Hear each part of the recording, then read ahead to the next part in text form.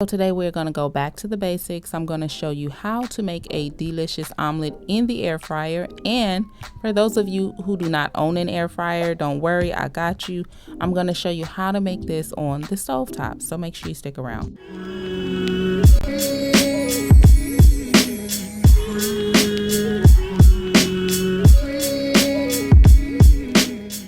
To make one omelet, I'm going to use 2 eggs, salt and pepper, mozzarella and cheddar cheese, green onions, and chopped bacon. I'm also going to use whole milk. First, add the eggs to a bowl along with the salt and pepper and a splash of milk. You want to make sure the egg yolk and the egg white is really mixed in well so that it'll cook evenly. Throw in those toppings and give it a good mix. So you're going to need a 6 to 8 inch cast iron skillet if you have one. Now if you do not have one, don't worry, you can use a cake pan, that'll work.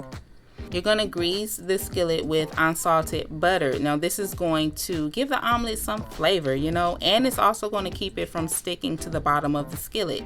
So make sure you spread that butter all over the bottom, just like this here. Don't skip this step. Now, before we begin to cook the omelet, I know you guys are just ready for me to throw it in the air fryer, but before we begin to cook it, we need to heat up the skillet. This is no different than what it would be if we were cooking this on the stove. You want to heat the skillet before you add in the egg mixture. And you'll only need to heat the skillet for 1 minute at 370. And when it's done, remove it from the air fryer, of course. And now we're going to add in that egg mixture. So at this point, the skillet is warm to the touch, and that's exactly what you want. Go ahead, pour in that egg mixture, and now we're going to place the skillet on the air fryer rack or basket, depending on what type of air fryer that you have. And you just want to cook this at 350 for 5 minutes. Also remember, cook times are going to vary depending on whether or not you're using a skillet or a cake pan. So make sure you monitor your omelet.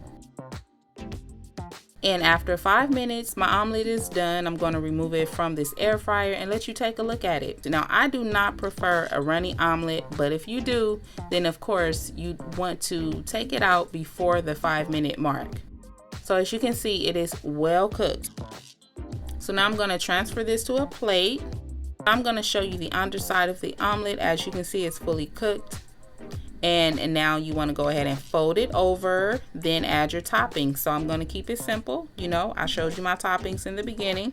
I'm just using bacon, tomatoes, and cheese. You can add whatever toppings you like. As a matter of fact, what are some of your favorite toppings for an omelet? Let me know. Leave me a comment down below. So now for the stove method. Heat the skillet on medium heat, add some butter, and you want to allow it to melt down completely before you add in the egg mixture. And as you can see, I'm just using eggs. There's no cheese here. There's nothing, just eggs. That's all you want, eggs. For the stove method, don't mix the cheese in with the eggs. Let me say it again. Do not mix the cheese in with the eggs. That only works for the air fryer. So try not to disturb the omelet. Let it slowly cook. You'll notice that the sides will begin to cook first. I like to gently push the sides in a little, and this is going to allow that yolk to run underneath so that it'll cook as well.